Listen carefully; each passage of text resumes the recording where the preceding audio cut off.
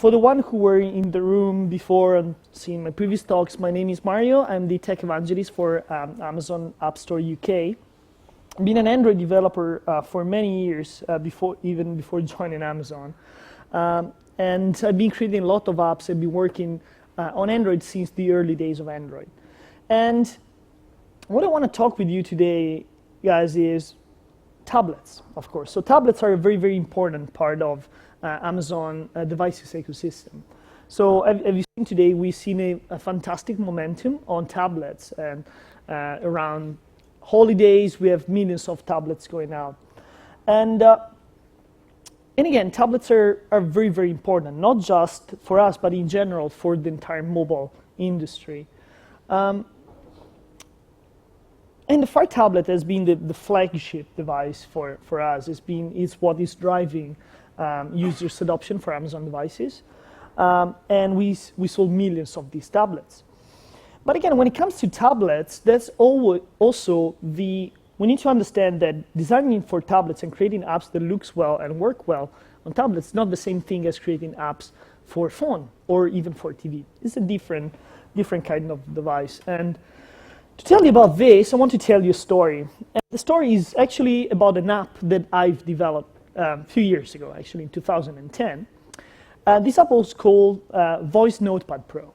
And now there are a lot of note-taking apps, but back in the day it was quite new, right? And this app, you could take your notes using your voice and recovering your previous notes.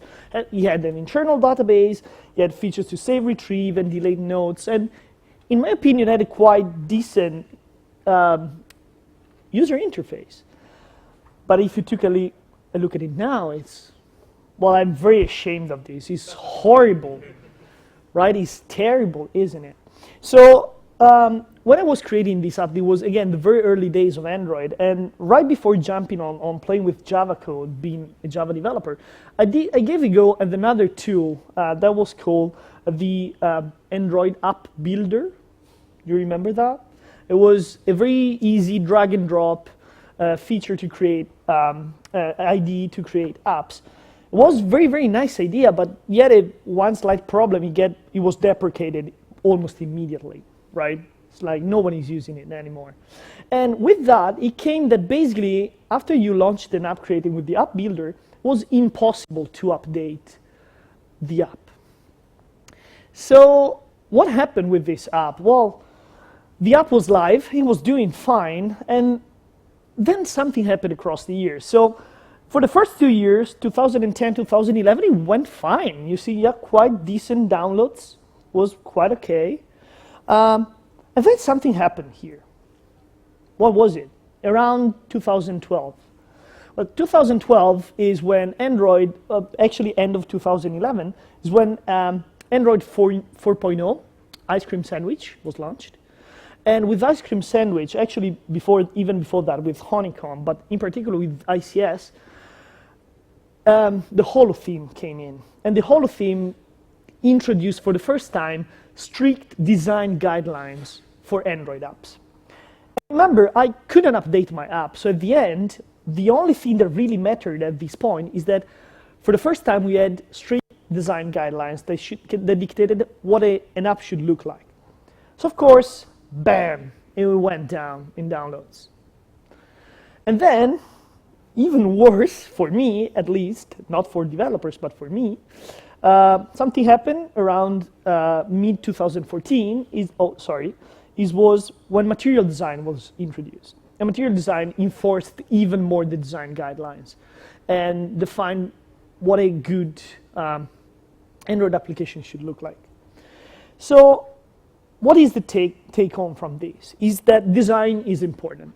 It's very, very important. And if you don't have a well-designed app, and if you don't design your app to be also scalable for tablets, because my app couldn't be updated for tablets as well, this can jeopardize your app success. But again, now if we want to learn how to create good-looking apps and how to create flexible layouts, well, we should actually take a step back. We need to understand what is the technology underneath it so we can master it perfectly. So this is a quote from Mike Bolton, which is a designer, which I really, really like. Says that to push the boundaries, you need to know where the edges are. So you need to know what you're using. You need to know the technology that's in front of you so you can take the best out of it. So flexible layout. Flexible layout, pretty much every book or every tutorial on creating apps for tablets says that you should use a flexible layout. And if they say that, that's because it's true. You need to use a flexible layout. And that's because Android, of course, like at Amazon, we have now 3 main tablets in our device line. But actually, if you're an Android developer, you need to support thousands of tablets. So using a flexible layout is very, very important. Luckily for us, recently there's been introduced a very, very new useful layout in the latest version of Android Studio, which is called the constraint layout. Constraint layout is fantastic because it manipulates all the relationship between the objects on your screen and allows you to very easily set up a flexible layout. There are other strategies that you can use, of course, the classic relative layout, frame layout, or grid layout. And please, please use fragments. I know the fragments is a very love it, hate it approach for a lot of developers.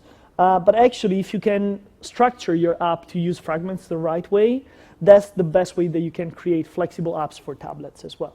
But today, I'm not here to explain you how to use a flexible layout. That could take an entire lesson or series of lessons just for that. I'm here to tell you more about what are the tools that you can use within the Android framework that you can master to create crisp and good-looking apps on tablets, and in particular on the Fire tablets. So to do that, we need to master a technology. And to master that, we need to understand what is working on it. In this case, we need to understand screen density.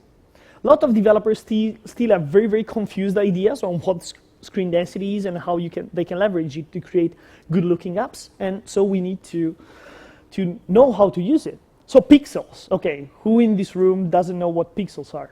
Okay, this is easy. So pixels are the basic unit of a display. Okay, actually, if we want to be very, very precise, they're not even the basic units. There are the sub-pixel components, red, green, and blue, which are also one of the reasons that when you move around your display, you cannot see from all the angulations because these RGB components overlap. But I give for granted that we know what pixels are, okay? But what if I tell you DPI? Okay, DPI is even slightly more complex. So DPI stays per dots per inch. Dots is another way of saying pixels, basically. So are the number of pixels which are condensed in a single space, in this case, an inch. So let's take 2 Amazon devices to make an example, Fire HD 8, Fire HD 10.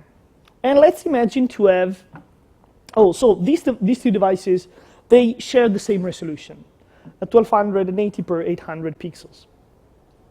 But if we have to imagine to take an imaginary square of 1 inch and check it on both devices, we'll discover that actually the Fire HD 8 has 189 DPIs, while the Fire HD 10 has 149 DPIs.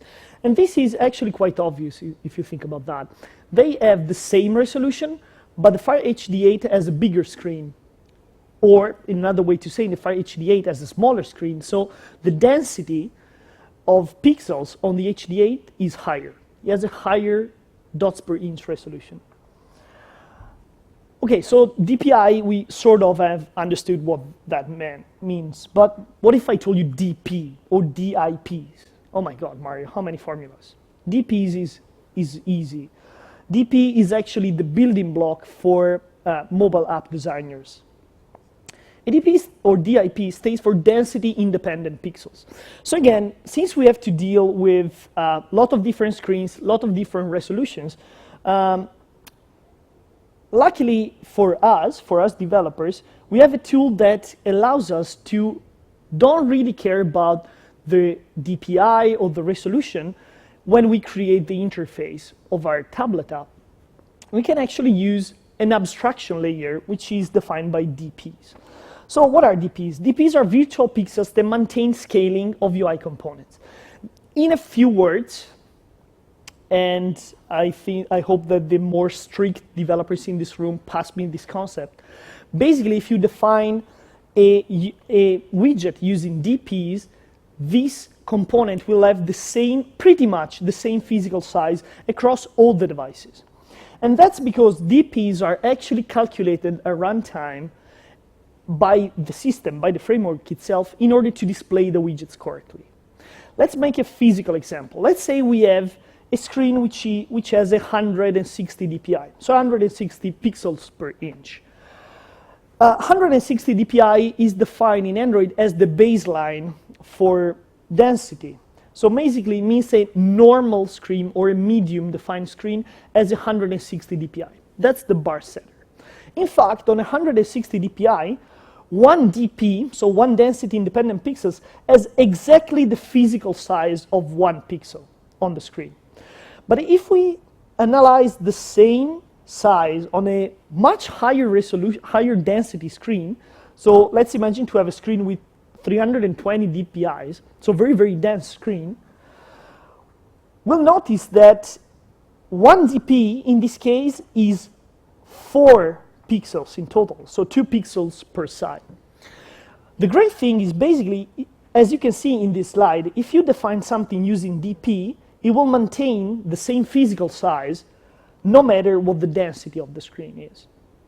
So if we use DP, we can create basically layouts, one layout that can rule them all.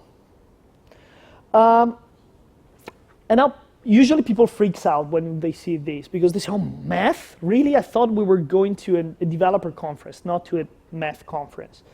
Actually, this formula is very, very important. It's a formula that every designer and every developer should know. And this is basically the formula that allows us, depending on what we have, if we have a specific DPI for a specific device, if you have the size in DP or the pixels, we can calculate the variable that we need. So let's imagine, for example, to understand how many pixels are one density independent pixel on a high density screen. So we use DPI, so 320, divided by the baseline. So we said 160, which is defined as the baseline for screen density. And this gives us the number of pixels. So as we will see during this presentation further down the line, this formula is very, very important as we allows us to do and evaluate how we can create rightly scaled widgets depending on the devices that we want to target. So qualifiers. Qualifiers are very, very important because basically through the qualifiers we can define how we can group graphical assets or layouts for our devices. And in Android there is an incredible variety of screen qualifiers. And developers have been trying for quite a while to understand what is the best strategy, the best approach to using qualifiers. So the classic qualifiers, the one that is available by default in Android, is called the screen density qualifiers. So basically the screen density qualifiers groups together devices which share pretty much the same density. So you remember the DPI that we've seen? That's what is used for screen density qualifiers. When it comes to Amazon tablets, you actually have to worry only of 2 of these qualifiers. The MDPI, so medium DPI, so around 160 pretty much DPIs.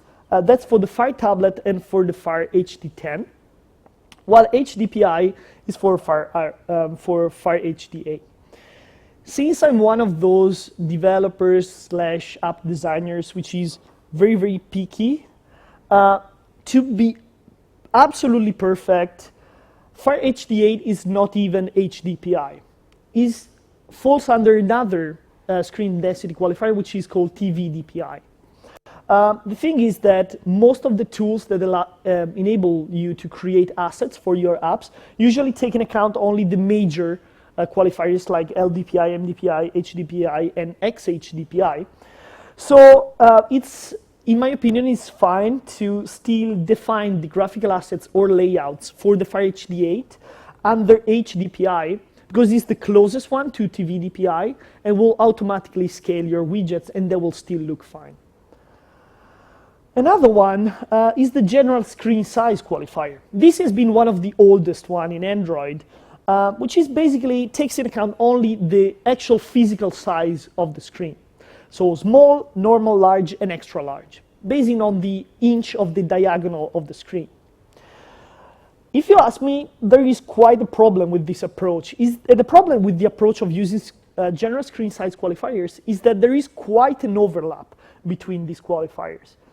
So for example, if you, in my opinion, and that's just me, if you want to design a layout for a 5-inch tablet, you probably want to design something which is quite different if you're targeting an 8-inch tablet, right?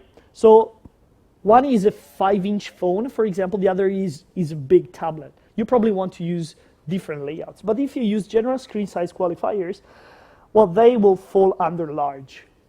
So there will be no way for the system to distinguish between these two layouts, and will provide the same layout for these two very different devices. But again, a lot of developers has been using mixed approach, and we will see how a mixed approach can also allow us to leverage this.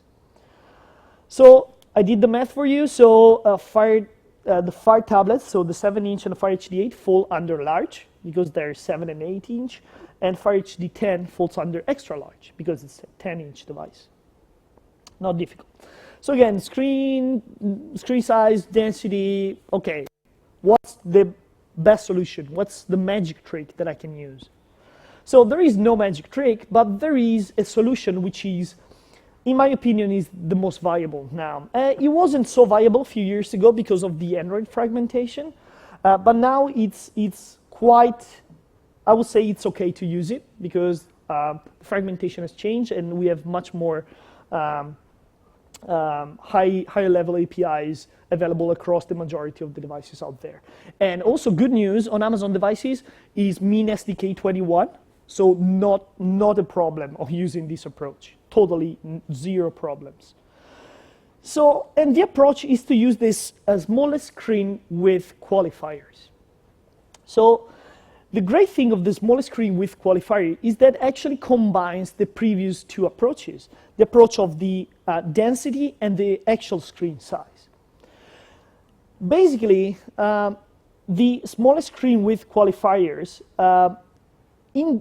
indicates the width of the smallest side. So in this case, again, this is the smallest side of the tablet, indicated in DP units. So again, as you can see, is physical size, the smallest size, but in density independent pixels unit. So in something that we can use in a scalable way. So this is how you define it. You write down SW, which stays for smallest width, and then the width of the smallest side in density independent pixels unit. You must say, wait a minute, Mario, again, but how do I calculate that? How do I know that for a specific device, what is the smallest width qualifier I need to write down and use? Let's make an example to make things easier. So let's say we want to understand which screen width qualifier we want to use for the Fire HD 10. So Fire HD 10, this is the smallest width. We know that the resolution of the Fire HD 10 is 1280 per 800 pixels. So the smallest width is 800, right? And we know that he has 149 DPIs because we got that from the specs.